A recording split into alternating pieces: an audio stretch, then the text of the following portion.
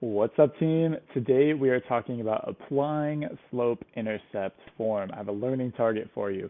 This learning target says I can create an equation in slope-intercept form from a real-life example and then use this equation to solve problems. So here's our situation. We got a job, we're working at Panda Express. We're making $13.50 an hour, and we already have some money saved up. We have $1,200 saved up in the bank already. So my first question is this. We need to create an equation describing this situation here. So I'm going to walk you through step by step how I would create an equation from this exact situation. The first thing I would do is I would find my initial value, find how much I already have saved, find my starting point essentially. So starting point.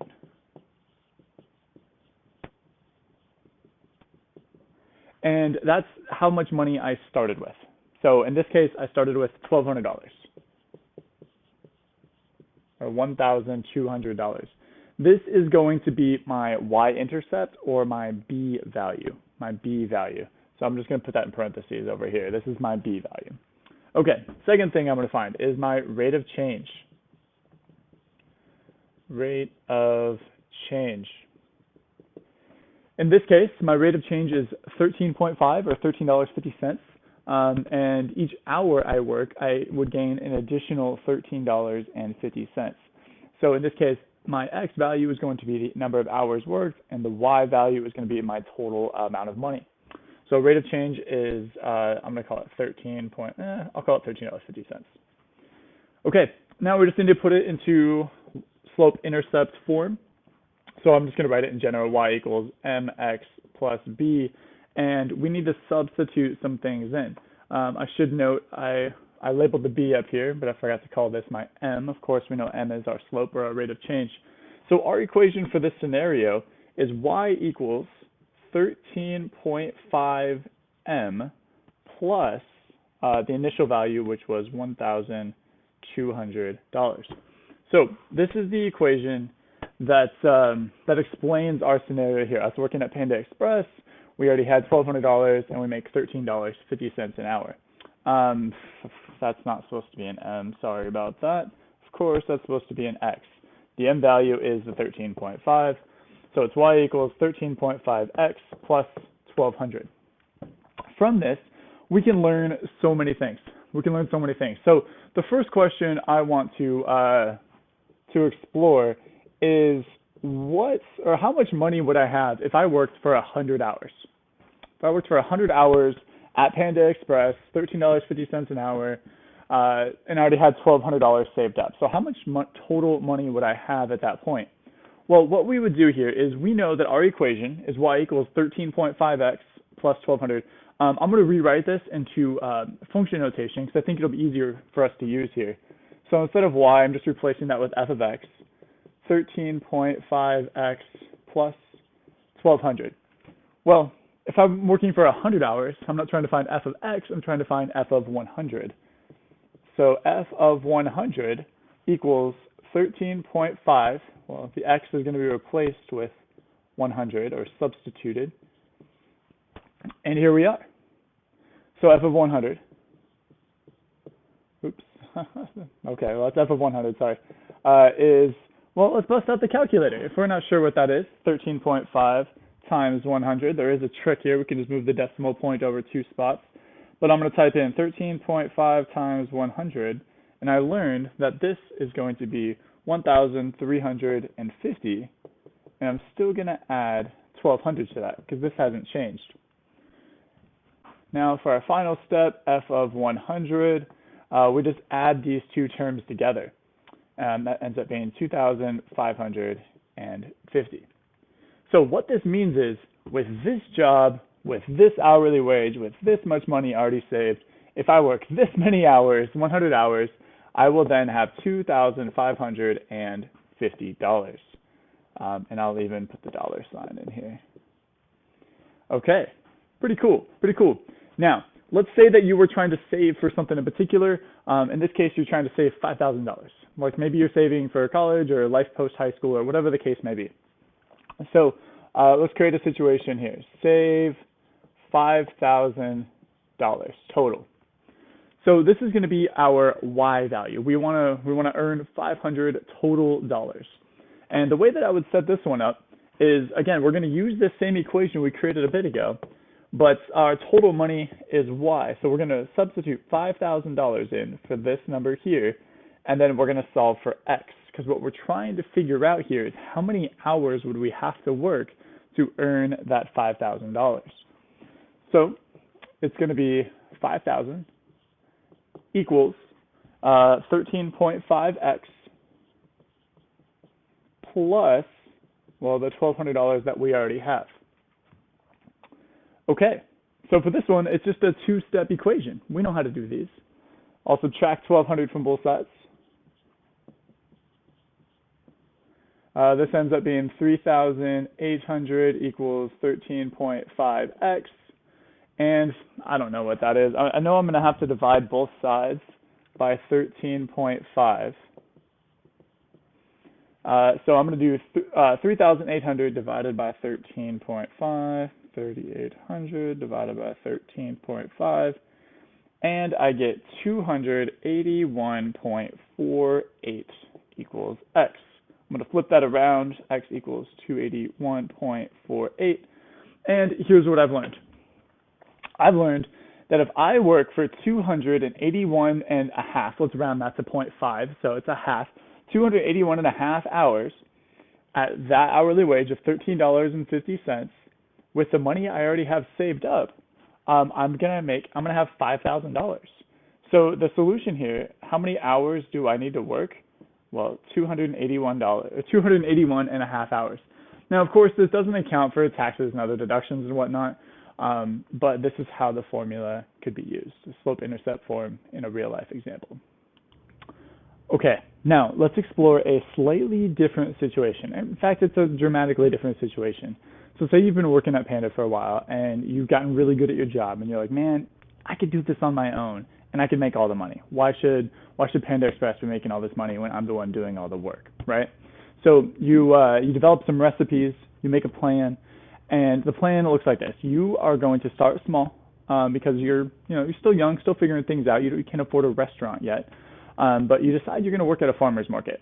So you're going to set up a booth and run your own business at the local farmer's market. And to do this, you're going to have to spend some money out of pocket. So you're going to take some of the money you earned from working at Panda, and you're going to invest this, and you're going to buy things like a pop-up tent and tables and coolers and things to cook and things to cook with, and all the supplies, all the market fees and all that type of stuff. And you determine that it's going to cost you $2,000 to get all of the supplies and everything you need to begin selling your rice bowls at the farmer's market. And let's say that you've hypothesized, you've asked around, you've figured some things out. Let's say that you're judging you can make about $400 for every market. So every market you go to, you're slinging out rice bowls and people are paying you, and at the end of the day, you're profiting about $400. You're making about $400. So here's our question. First, we're going to create an equation to describe this situation in slope-intercept form, and then I have a few other questions that we're going to discuss revolving this stuff here. So we're going to follow the same steps. Find our starting point, find our rate of change, and substitute it all in together. So first, our starting point, I'm just going to call it B. I'm going to jump right to the gun here. So our starting point is how much money did we start with? Say we've gone to 0 markets. How much money do we have after our initial investment? Well, we're actually in the hole.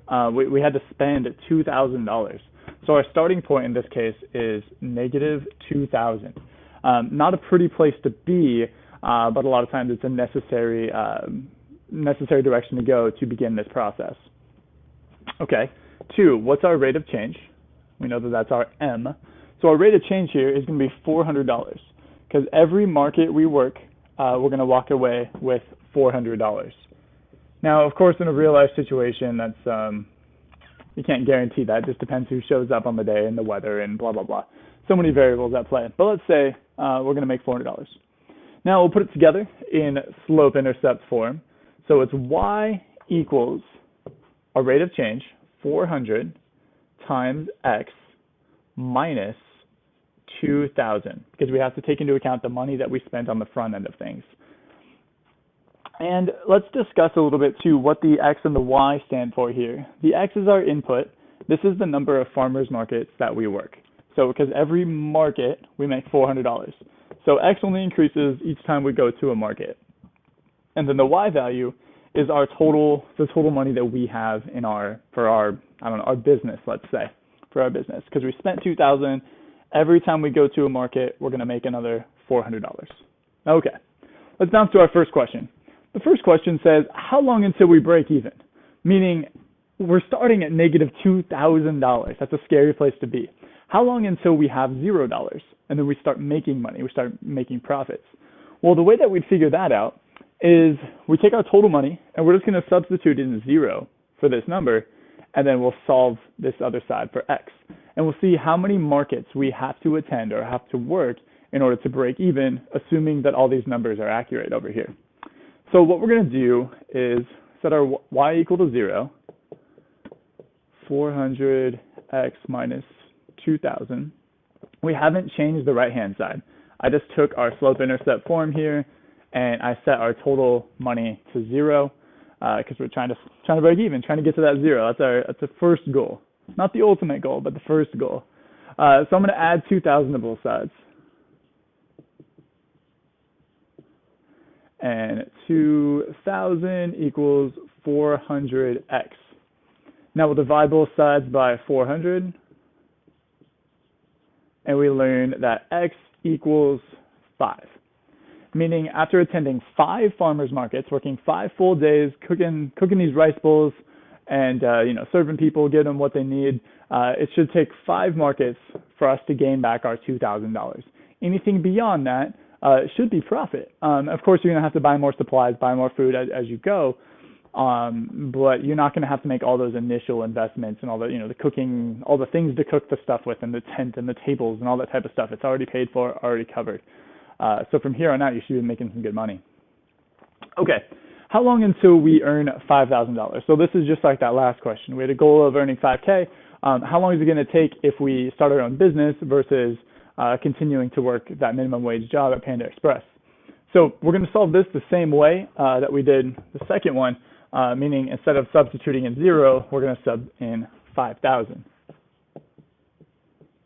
5,000 equals 400x minus 2,000. Solve it the exact same way. We just have slightly different numbers here. So I'll add 2,000 to both sides. We have 7,000 equals 400x. Divide both sides by 400 to get that x by itself. I don't know what 7,000 divided by 400 is, so I am going to grab my calculator. And I'm typing in 7,000 divided by 400, and I've learned it's 17.5. Meaning if I work 17.5 markets, and these are like full days, several hours worth of work, but 17.5 markets, I should have my $5,000. Again, assuming all of these numbers over here are true. Okay. Pretty cool. It seems like it's more advantageous to start your own business and go that route. At the same time, it's much more challenging. There's so many more variables, lots of stuff at play. But utilizing our slope-intercept form, we can quickly see that there's more money to be made if we follow this route here. Okay, in the notes, I'm going to do something a little weird here.